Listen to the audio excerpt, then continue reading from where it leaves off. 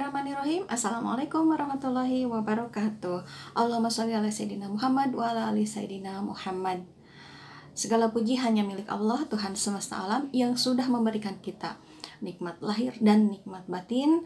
Dan alhamdulillah kita bisa bertemu dalam bulan Ramadan ini. Tidak lupa sholawat dan salam kita sampaikan kepada junjungan kita Nabi Muhammad Sallallahu Alaihi Wasallam. Anak-anakku yang soleh dan soleha kelas 7, 8, dan 9, alhamdulillah hari ini kita bertemu pada pesantren Ramadan. Dan insya Allah Ibu akan memberikan sedikit ilmu tentang memiliki tujuan hidup. Apa itu arti dan tujuan hidup? Nah, ini mungkin pertanyaan paling penting yang pernah diajukan. Sepanjang zaman, para filsuf menganggapnya ini sebagai pertanyaan paling mendasar. Ilmuwan, sejarawan, filsuf, penulis, psikolog, dan orang awam semuanya bergulat dengan pertanyaan di beberapa titik dalam kehidupan mereka. Lalu, bagaimana kita menemukan tujuan hidup? Oke, kita simak firman Allah dalam Al-Quran surat Ali Imran ayat 190 sampai 191 yang artinya sebagai berikut ini. Dalam penciptaan langit dan bumi dan pergantian malam dan siang, pasti ada tanda-tanda bagi semua yang diberkahi dengan wawasan, yang mengingat Allah ketika mereka berdiri dan ketika mereka duduk, dan ketika mereka berbaring untuk tidur dan merenungkan penciptaan langit dan bumi.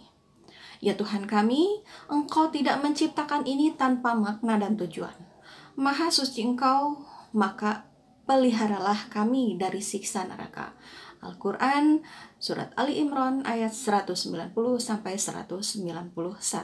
Bagi kita nih umat Islam, tujuan hidup manusia ini telah ditetapkan dan diberikan berbagai petunjuk dan pedoman dalam kitab suci Al-Quran. Berikut ini penjelasan dari tujuan hidup manusia menurut ajaran Islam. Jika kita diciptakan oleh pencipta, maka pastilah pencipta itu memiliki alasan dan tujuan dalam menciptakan kita.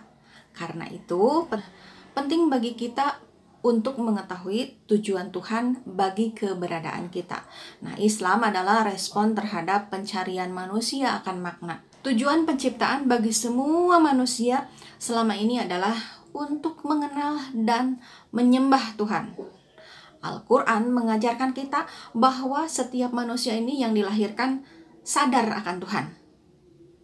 Dan ingatlah ketika Tuhanmu mengeluarkan keturunan anak-anak Adam dari sulbi mereka, dan Allah mengambil kesaksian terhadap jiwa mereka seraya berfirman, "Bukankah aku ini Tuhan kalian?" Mereka menjawab, "Betul, Engkau Tuhan kami.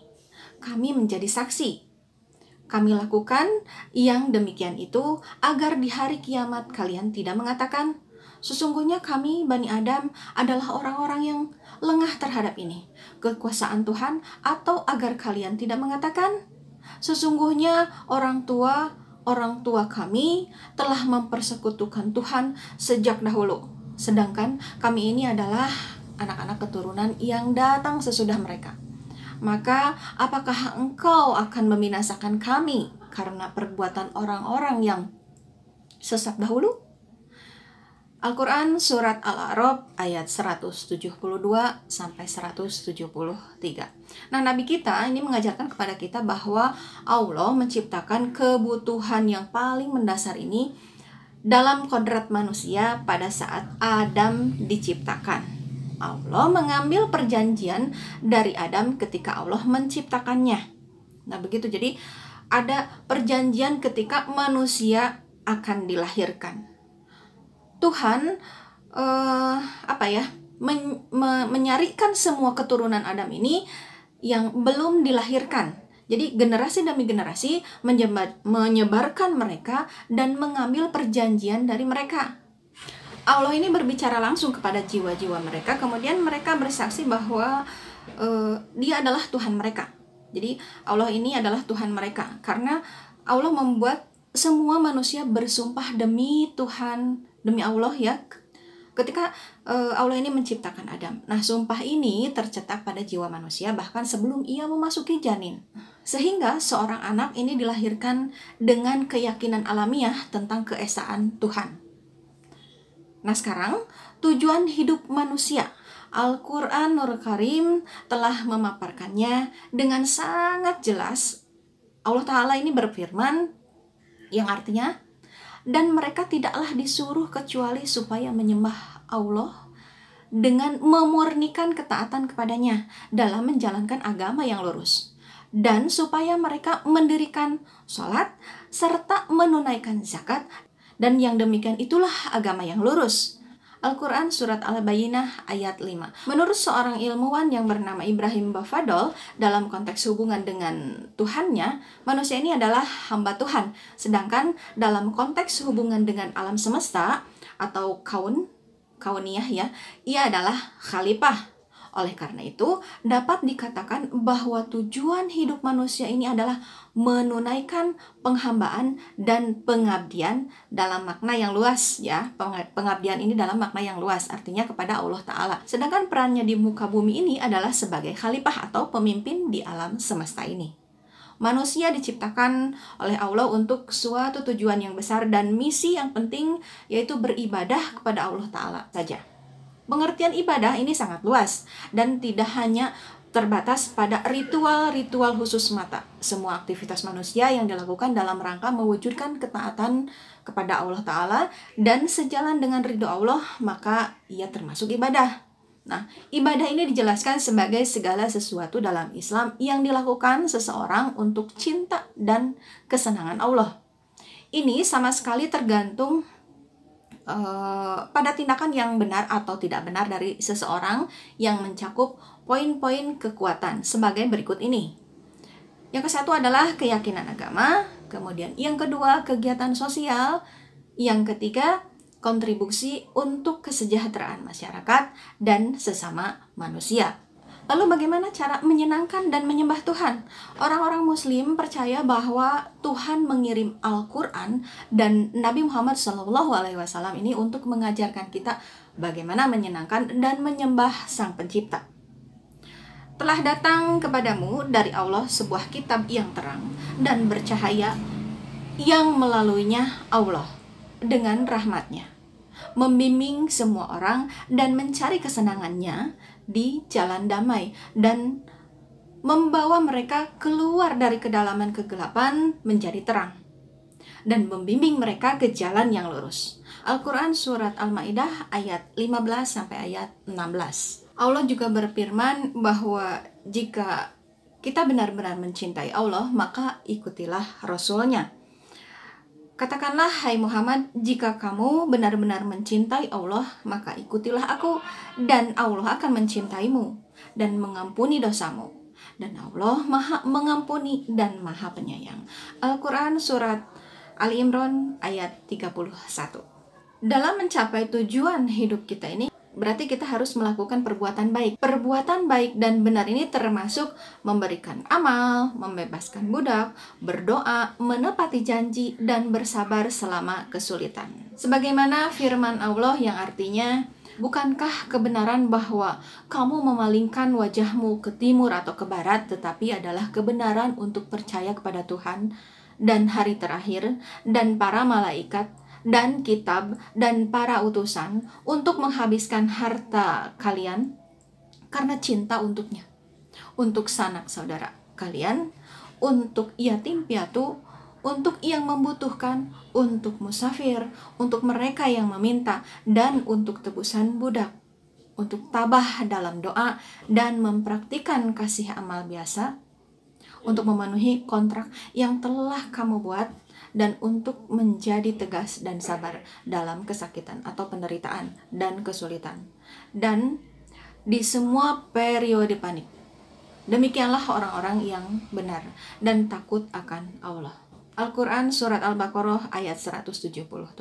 Nah, bekerja untuk perdamaian di antara orang-orang adalah perbuatan besar yang lebih baik daripada amal, puasa, dan doa. Nabi Muhammad SAW berkata, apakah Anda tahu apa yang lebih baik daripada amal dan puasa dan doa? itu menjaga perdamaian dan hubungan yang baik antara orang-orang, karena pertengkaran dan perasaan buruk menghancurkan umat manusia. Ini dicatat dalam hadis riwayat Bukhari dan Muslim. Ini yang berikutnya adalah peringatan untuk kemanusiaan. Al-Quran dan hadis memperingatkan manusia bahwa mereka akan bertanggung jawab atas tindakan mereka dalam kehidupan ini. Jadi setiap amal perbuatan kita itu harus bisa dipertanggungjawabkan. Katakanlah, Tuhanlah yang memberimu hidup, lalu membuatmu mati, dan pada akhirnya Dia akan mengumpulkanmu pada hari kebangkitan atau kedatangan yang tidak diragukan. Tetapi kebanyakan orang tidak mengerti. Kepunyaan Tuhan adalah kerajaan langit dan bumi. Dan pada hari itu, ketika kiamat datang, pada hari itu semua orang yang menolak untuk beriman adalah orang-orang yang merugi.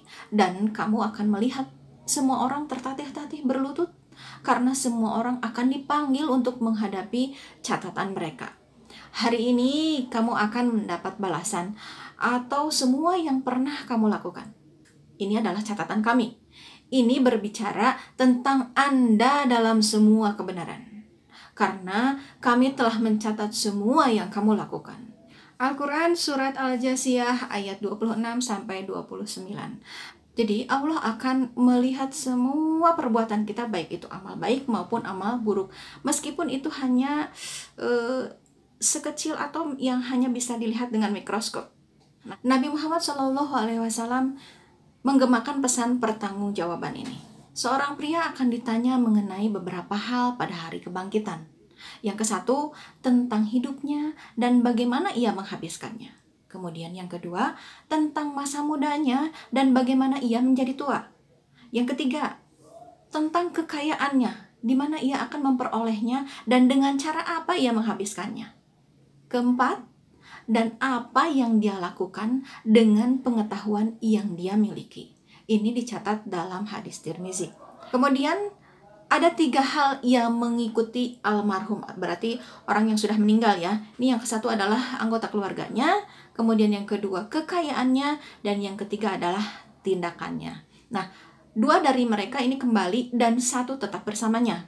Anggota keluarga dan kekayaannya kembali, dan tindakannya tetap bersamanya. Ini dicatat dalam hadis riwayat Bukhari dan Muslim. Penampilan dan kekayaan kita bukanlah kriteria untuk berhasil di hadapan Allah. Nabi Muhammad SAW menyatakan, Allah yang Maha Kuasa menghakimi kamu bukan dari wajahmu atau kekayaanmu, melainkan oleh kemurnian hatimu dan perbuatanmu. Ini dicatat dalam hadis riwayat Muslim. Jadi bisa disimpulkan bahwa tujuan hidup manusia menurut Islam itu adalah beribadah kepada Allah Subhanahu wa Ta'ala. Ada sedikit pesan buat kalian, jika kita belum bisa berbuat baik, maka jangan berbuat salah. Demikian materi tentang memiliki tujuan hidup dalam kegiatan pesantren Ramadan ini. Mudah-mudahan bermanfaat dan kalian juga bisa mengamalkan sedikit ilmu dari ibu ini. Mohon maaf jika ada kesalahan atau penjelasan ibu yang keliru. Mudah-mudahan kita bisa melaksanakan puasa pada tahun ini dengan ibadah yang khusyuk dan beramal yang baik untuk bekal kita nanti. Dan kita hanya berharap ridho dari Allah Subhanahu wa Ta'ala. Mudah-mudahan kita bisa dipertemukan kembali pada bulan Ramadan selanjutnya, insya Allah. Jangan lupa protokol kesehatannya jika kalian keluar rumah. Terima kasih atas perhatian kalian. Assalamualaikum warahmatullahi wabarakatuh.